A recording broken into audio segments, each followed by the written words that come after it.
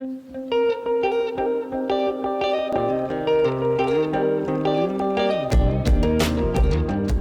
welcome back to the Bible in Context. Welcome back. Last time we went through the Cain and Abel story and tried to kind of ferret out some of the tension in that story and what it actually means when you take a deeper look at the narrative. And then we also introduced the two goats idea, the two goats motif. And I want to run through that one more time because we really covered a lot last time. I feel like it was kind of compressed, so I want to just introduce that idea one more time before we dive into Cain's genealogy and Seth's genealogy. Sounds good. So the two goats motif, again, is just these 8 steps. It's a younger brother is elected as firstborn or the bearer of the promises. An older brother is jealous about the elect. The older brother is given some sort of protection. Then the older brother is exiled out into the wilderness because of what he does from that jealousy. The older brother is then multiplied into a nation, and that nation at some point in Israel's history becomes hostile.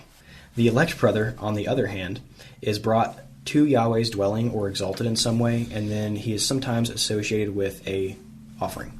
So we're going to look this time at Cain's genealogy, so we're going to see how his nation that he turns into becomes a people who are enemies of God's people. And there's some really cool stuff going on in this genealogy. And the first thing is just, I think we should take a look at where this takes the narrative. We should remember that these genealogies, they're not lists of names that are separate from the narrative. They are an integral part of the narrative. So where does this genealogy take us? Well, in these first genealogies, we see the 7th from Adam is very important. We'll see that in the genealogy for Seth as well. Here, the 7th from Adam in Cain's genealogy is Lamech. And we see that Lamech, he's a polygamist. He is killing people for relatively small things. So he's a polygamist and a murderer, very vengeful. And this is where Cain's city leads. And this is going to lead us into chapter 6, where we just have more violence and killing and not the ideal city in God's eyes, I think. Now, there is something cool still in this city, something kind of good coming out of it. We do see that there's all this technology coming out of the city. There's instruments, there's metalworking and farming techniques, and those are all things that are used later in Israel's history. I think that some people will read this and say, since these came out of such a bad city, these must be bad things. But that's not necessarily the case. These are things that will be used in a good way in the service of Yahweh's temple later in the biblical story. So even in the midst of humanity's rebellion, they still are image bearers. Right. And because of that, there is still good that can come from them. Right, yeah. There were still God's image, his representatives, meant to expand the goodness of the garden. So Cain, he gets banished out into the wilderness, this place that is dead and has nothing. Well, what does he do? His family starts making stuff, starts making things good. Even though they misuse it, or it can be misused, they're taking the bad and making it good. They're taking a place that is hostile to Yahweh's imagers and making it into a place where they can live. And you see the irony here too. So they are bringing order to the chaos, but in the midst of that, they're also creating chaos. Yeah, they're multiplying it, probably more so than they're subduing it. But, right. Yeah. But yeah, I mean, I just think that's a really cool something to bring up. The Mesopotamian version of how this kind of technology developed was by basically the gods coming down and taking women and producing children that are these demigods that are giving knowledge to humans. A lot of it is mystic knowledge, priestly knowledge, ways of divination, but also you see things like music and metalworking, things like that.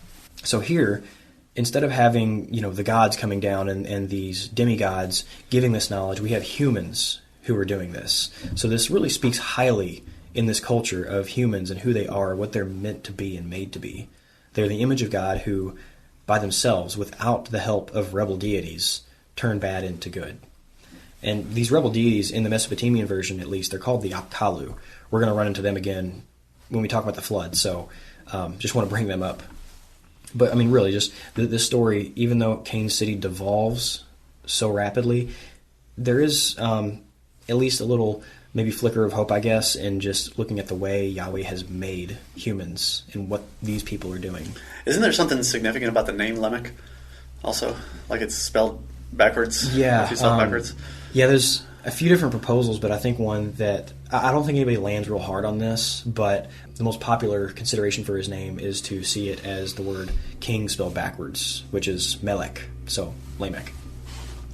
And there's some actually really cool parallels between this genealogy and the next genealogy.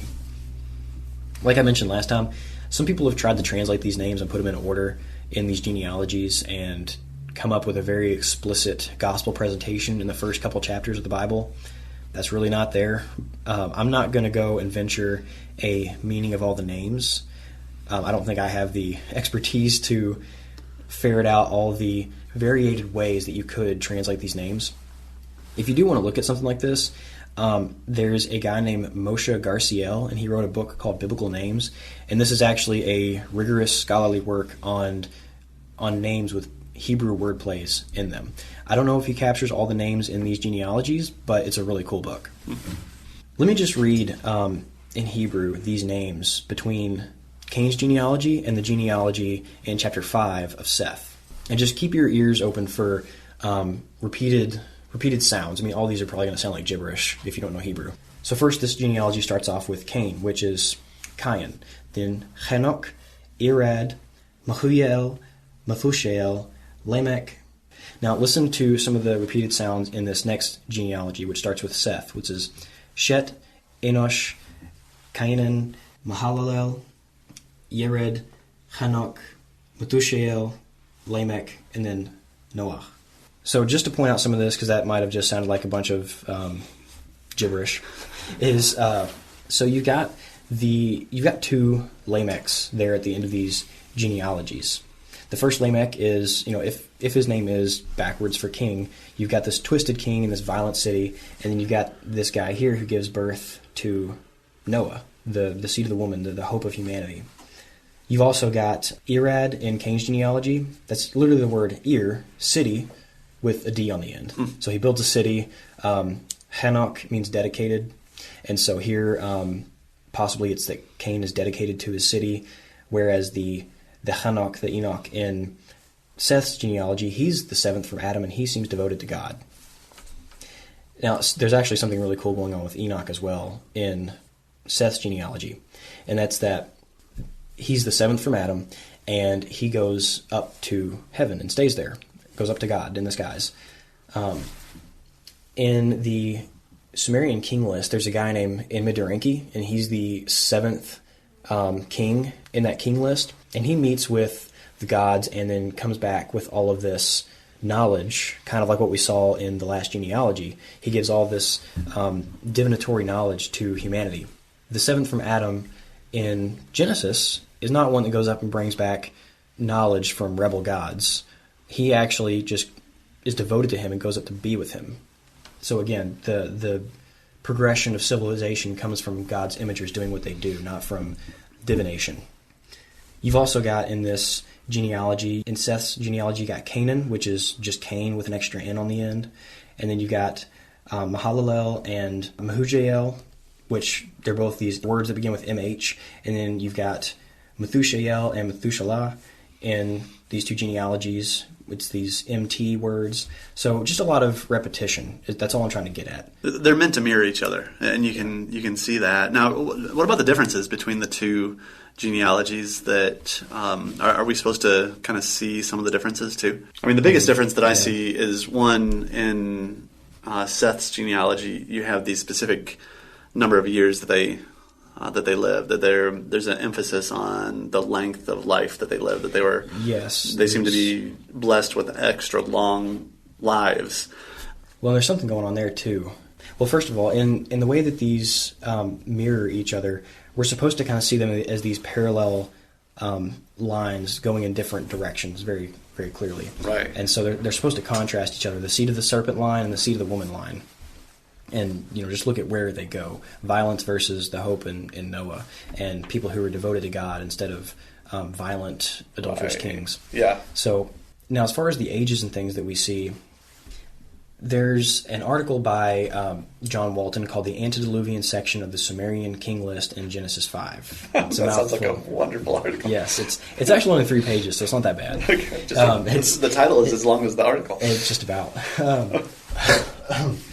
So, in this article, Walton makes clear that this is mostly a proposal. There's no concrete evidence to be found on this, but it's very compelling that the Sumerian king list that I mentioned, it's essentially, I mean, it is what it sounds like. It's a list of Sumerian kings when kingship, quote, fell from heaven, or came down from heaven, and they all live like really long times, like 28,000 years, give or take. And those who wrote this Sumerian king list, they use what's called a sexagesimal number system, which we have a decimal system. We count by tens. They count by sixes. If you essentially convert all these really long ages and add them up into decimal, they come out to about the same number as adding up all the ages in Genesis 5. So there's a possibility that all these ages are part of some kind of ancient wordplay, or not wordplay, some kind of ancient number game going on here. We don't really know what's going on, but that may be the reason for these ages being what they are. Yeah. Well, and there are some interesting things even within the numbers. Like you've got Enoch, who was, how long was he on Earth? It was like 365, same number of, how many days in a year. And then at the very end of you got Lamech, the second Lamech, not the evil Lamech, but the Lamech that is Noah's father, he was on Earth for 777 years, and so that number 7 obviously is a significant number too. I mean, we kind of talked about how that's the angelic choir motif that you see in our stories and movies.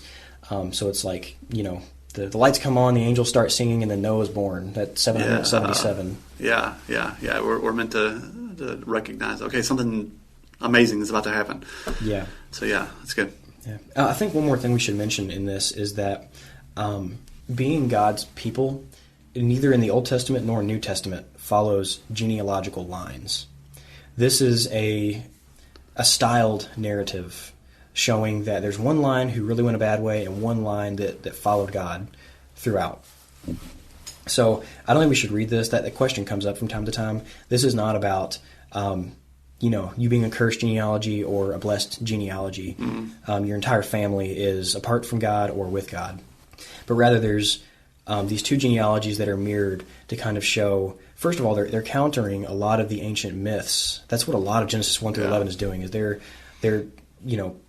jabbing their neighbors in the eye when they're talking about their gods being so great and doing all this stuff. They're saying, no, this is how it actually happened, this is how it happens when Yahweh is on top, and he is. That's the point. So that's how we need to read this story, as a comparison between these two typological families, not as the way in which families are cursed or blessed from generation to generation. Right. Well, and I think it's significant, too, at the very end of chapter 5, the genealogy actually does not end with Noah. It ends with Noah's 3 sons, Shem, Ham, and Japheth, and doesn't say anything about them or how old they are or anything. And I think that's probably on purpose, leaving you wondering, okay, what about these kids? What's going to happen with these kids? And they do come back into the story, and we'll see them again. And so I think we're meant to kind of be left hanging there for a minute. Yeah, definitely. Yeah, and I think all these ages, too, we're not supposed to be trying to find number codes in them. Just like everything else we've looked at so far, all the things that are in the background in the text are there to support the narrative. They reinforce the meaning that's already there, kind of on the surface. Yeah. So, like, even if there is some kind of hidden meaning that we can't understand, that's not the main point of the text. If there is like some ancient Sumerian number game going on, right?